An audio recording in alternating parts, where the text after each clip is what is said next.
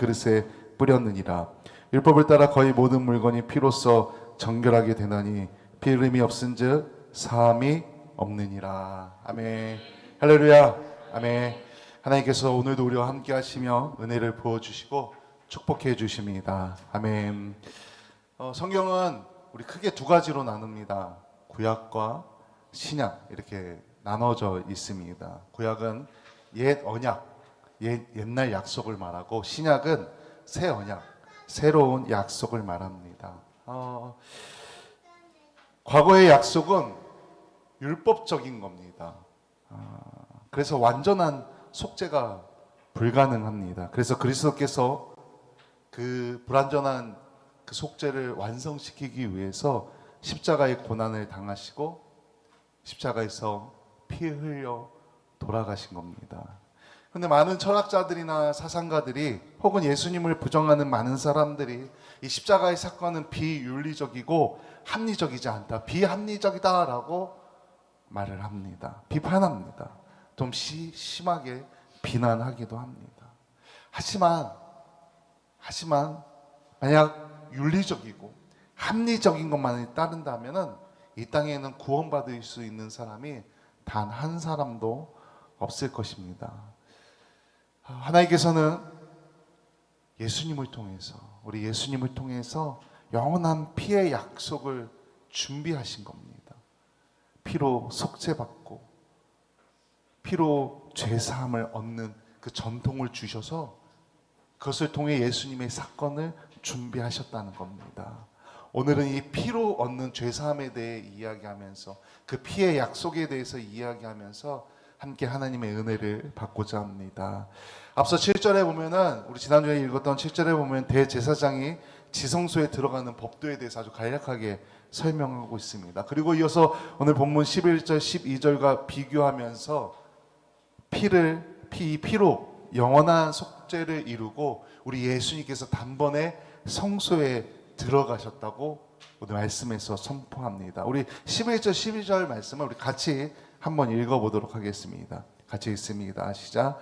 그리스도께서는 장래의 좋은 일에 대제사장으로 오사 손으로 짓지 아니한 것 곧 이 창조에 익숙지 아니한 더 크고 온전한 장막으로 말미암아 염소와 송아지의 피로 하지 아니하고 오직 자기의 피로 영원한 속죄를 이루사 단번에 성소에 들어가셨느니라. 아멘. 율법에 의하면 염소와 황소의 피를 뿌리는 예식으로 이스라엘 백성들을 거룩한 백성들로 만들었습니다. 또 암송아지를 죽여 태운 죄로 회중의 죄를 씻는 물을 만들기도 했습니다. 그러니까 이 율례를 만든 겁니다. 이 규례를 만들어서 정결하게 하나님 앞에 설 수 있도록 정결한 백성을 만드는 이 제사를 지내고 과정을 만들었다는 겁니다. 이것은 오늘 본문 13절에서 이야기하고 있는 내용인데 레위기 16장과 민수기 19장을 인용해서 적은 말씀입니다. 그렇게 율법을 쭉 구약 시대부터 모세의 시대부터 계속해서 이어져 내려온 겁니다. 가축의 피도 이러한 역할을 할 수 있게 하나님께서 만든 겁니다. 별거 아닙니다. 그냥 가축이, 우리 지금은 뭐 이런 가축을 서울에서는 볼 수 없지만 뭐 염소와 소는 지금도 시골에 가면 있지 않습니까? 그냥 흔하게 볼 수 있는 그 가축을 가지고서, 그 피를 가지고서 백성들을 거룩하게 만드는 예식을 하나님께서 만드셨다는 겁니다. 그런데 하물며 이 가축의 피로도 이런 역할을 하게 하셨는데 그것과는 비교조차 할 수 없는 너무나 귀하신 예수님께서 예수님의 피로서 우리를 정결하게 해줬다는 겁니다. 그래서 14절에 보면 이렇게 말합니다. 하물며 영원하신 성령으로 말미암아 흠없는 자기를 하나님께 드린 그리스도의 피가 어찌 너희 양심을 죽은 행실에서 깨끗하게 하고 살아계신 하나님을 섬기게 하지 못하겠느냐. 가축의 피는 죄를 부분적으로 사할 뿐입니다. 하지만 예수님께서 행하신 그 피는, 그 피의 약속은 하나님 앞에 불순종했던 그 아담의 그 죄까지, 그 죄가 이어지는 그 언제까지 다 속량하여 주셨다는 겁니다. 그 죄, 모든 죄를 예수님의 피가 해결해 주셨다는 것입니다. 완전히 죄의 뿌리를 뽑았다는 겁니다. 그래서 15절에 보니까 부르심을 입은 자로 하여금 영원한 기업의 약속을 얻게 하셨다고 말합니다. 부르심을 입은 자들이 누굽니까? 우리입니다. 우리 지금 여기서 예배하고 있는 우리 성도님을 말하는 겁니다. 물론 이 당시에 이스라엘 백성들 히브리인들을 향하여 선포하고 있지만 이 말씀은 지금 우리에게도 선포하고 있는 겁니다. 예수 그리스도를 믿는 사람들, 그 보혈의 피로 죄의 용서함을 받은 사람들, 부르심을 입은 자들에게 영원한 기업을 주기 위해서 이 일을 행하셨다는 겁니다. 우리가 지금 여기서 예배하는 우리가 그 영원한 기업의 약속을 얻었음을 분명하게 믿으시길 소망합니다. 아멘. 구약 시대의 삶들은 수많은 가축의 그 피로 제사를 드렸습니다. 계속해서 얼마나 많이 했겠습니까? 몇천 년 동안 이어진 그 일들. 그런데 이거는 그냥 예수님께서 오시기를 준비하는 그림자, 모형, 십자가를 준비하는 그림자고 모형이었을 뿐이라는 겁니다. 그래서 히브리서 저자는 이제 예수님을 믿는 사람들에게 이 말씀을 선포하고 있는 겁니다. 더 이상 가축의 피로 제사를 드릴 필요가 없다. 이제 그 과거의 제사들은 다 안 해도 된다. 왜? 그 모든 것을 대신할 예수님께서 이 땅에 오셨기 때문이다. 지금 예수님을 믿는 우리도 그 그리스도를 통해서 더 큰 은혜를 누리시길 간절히 소망합니다. 아멘. 왜 히브리서 저자는 자꾸 이런 말을 하고 있는 겁니까? 몇 번 제가 언급했는데 앞서 히브리서 1장부터 쭉 지금까지 어떻게 보면 거의 비슷한 말을 좀 문장만 바꿔서 계속 하고 있는 겁니다. 근데 왜 그런 겁니까? 이 당시에 히브리인들이 자꾸 그 과거의 관습을 하려고 한 겁니다. 불안한 겁니다. 안 하니까 불안한 겁니다. 자꾸 그 얽매여 있다는 겁니다. 우리는 어떻습니까? 우리도 예수님을 믿고 신앙생활을 하고 있는데 지금 여기서 다 신앙생활 오래 하신 분들 아닙니까? 지금 여기 앉아 계신 분들 신앙생활하고 있는데 여전히 과거의 간습에 세상에 얽매여 있지는 않나? 우리의 신앙을 돌아봐야 합니다. 우리는 예수 그리스도 보혈의 피로 구원받는, 죄사함을 받는 놀라운 은혜를 받은 사람들입니다. 그런데 그 은혜가 나를 사로잡은 게 아니라 세상의 문제들이 나를 사로잡고 있지 않나? 우리의 신앙을 돌아봐야 한다는 겁니다. 무엇을 먹을까? 무엇을 입을까? 거기에 얽매여 있지 않나? 각자의 신앙을 돌아보길 소망합니다. 나를 향한 너무나 큰 그 사랑, 그 은혜, 나를 향한 사랑. 오늘도 그렇게 함께 찬양하지 않았습니까? 그 사랑, 그 은혜. 그 은혜를 찬양하시길 소망합니다. 아멘. 15절에 보면은 언약이라는 단어가 나옵니다. 히브리어로 디아데케라는 단어인데 똑같은 단어를 16절에서도 사용합니다. 근데 번역은 언약이라고 번역하지 않고 16절에서는 같은 단어를 유언이라고 번역하고 있습니다. 구약에서 그 이어졌던 약속, 언약이 쭉 이어져 오는데 그게 계속해서 후대에 이어지고 있지 않습니까? 그래서 유언처럼 계속 그것이 이어져 오고 있는 겁니다. 앞서 우리 조상들이 하나님께 받은 약속이 이런 것이다. 자녀들에게 알려주고 자녀는 또 그 자녀들에게 알려줘서 쭉 이어져 왔다는 겁니다. 그런데 그것에 대해서 설명해서 뭐라냐 하면은 이 유언은 언제 효력이 발생하는가에 대해서 설명을 합니다. 언제 발생하죠? 유언을 한 사람이 죽어야 됩니다. 죽어야. 제가 유언을 했으면은 제가 죽어야 그 유언이 효력을 발휘합니다. 우리 그래서 드라마에서 보면은 꼭 재벌집에 나오면은 변호사 동반해가지고 유언장을 이렇게 읽어서 그 효력을 발생시키지 않습니까? 근데 이 유언에 대해서 설명을 하면서 누군가 죽어야 이 유언이 효력을 발휘하는 것처럼 이 언약도 죽음이 있어야 온전하게 완전하게 되는 거다. 그 언약이 그 유언이 지금까지 쭉 이어졌는데 이제 이 언약이 이 유언이 효력을 발휘할 때가 온 거다. 왜?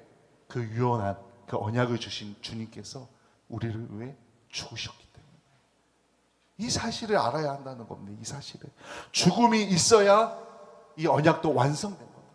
그래서 예수님께서 이 땅에 오셔서 죽으신 것이다. 그 언약을, 그 유언을 완성하기 위해서. 죄는 그냥 하나님께서 내 죄를 사하노라 한다고 해결되는 게 아니라는 겁니다. 죽음이 그 피 흘림이 있어야 죄의 문제가 해결된다는 겁니다. 18절에 보면 첫 언약에도 피가 있었다고 언급합니다. 시나이산에서도 모세가 송아지와 염소의 피를 뿌림으로 언약이 맺어집니다. 또 이후에 성막이 만들어졌을 때도 그의 안에 속한 대부분의 기물들이 위에 피가 뿌려졌습니다. 거룩하게 하는 일들을 행했습니다. 하나님은 피로 대가를 치지 않는 죄사함을 인정하지 않으신다는 것입니다. 죄값은 반드시 객관적으로 역사 안에서 물리적으로 치러져야 합니다. 알아야 한다는 겁니다. 이러한 일들이 있었다는 것을 우리가 분명하게 알아야 한다는 겁니다. 그냥 해결되지 않고 그 죄값이 있기 때문에 해결되진 거다.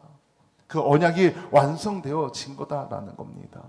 이 얼마나 큰 은혜인지 우리가 자꾸 되새겨야 한다는 겁니다. 얼마나 큰 은혜인지 그 은혜를 기억하면서 하나님을 찬양하고 주님을 찬양하는 그런 삶이 되시길 간절히 소망합니다. 아멘.